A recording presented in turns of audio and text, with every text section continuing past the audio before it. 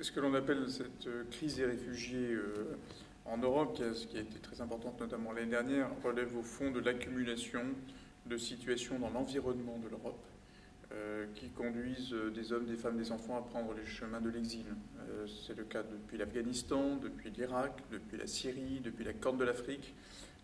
Et donc c'est cette accumulation de situations de crise qui conduit les personnes à se retrouver déplacées et à se retrouver réfugiées. Alors ici ajoute essentiellement en provenance d'Afrique, notamment d'Afrique de l'Ouest et d'Afrique centrale, des mouvements de personnes qui fuient la misère, qui le plus souvent ne vont pas relever du droit d'asile, sous réserve de l'examen de leur demande.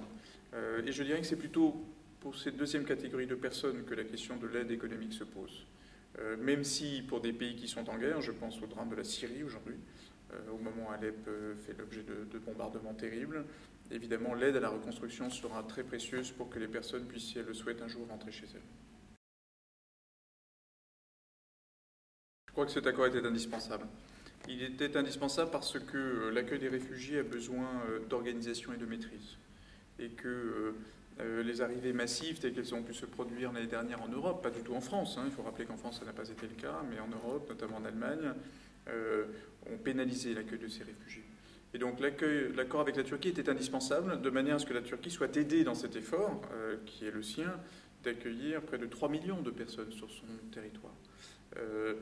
Il y a en revanche certaines dispositions de l'accord qui posent de plus grandes interrogations à l'OFPRA en ce qui concerne les dispositions qui conduiraient à refouler des réfugiés, des gens qui relèvent du droit d'asile depuis la Grèce vers la Turquie. C'est la raison pour laquelle l'OFPRA participe à cet accord en réinstallant des réfugiés syriens depuis la Turquie vers la France, mais en revanche ne participe pas à la mise en œuvre de l'accord dans les hotspots en Grèce.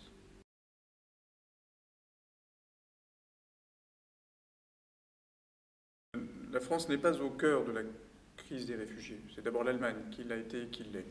Il y a eu en France 80 000 demandeurs d'asile l'année dernière, 100 000 probablement cette année. C'est une augmentation et les efforts sont là. Les progrès du droit d'asile sont réels en France. Depuis 4 ans, les dépenses publiques en faveur de l'asile ont doublé, les effectifs de l'OFPRA ont doublé, les places d'hébergement pour les demandeurs d'asile ont doublé. Une mobilisation est à l'œuvre à Calais, notamment de la part de l'OFPRA. Près de 10 000 personnes ont pu demander l'asile en France et quitter Calais.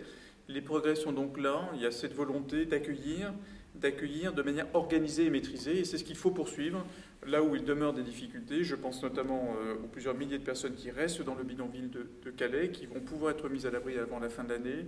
Je pense aussi à la nécessité de mieux accueillir à Paris les demandeurs d'asile. Ce sera l'objet notamment de ce lieu d'accueil des migrants que la ville de Paris et que l'État mettent en place. Voilà, nous sommes dans des progrès du droit d'asile, le système s'adapte, mais il faut continuer à le faire.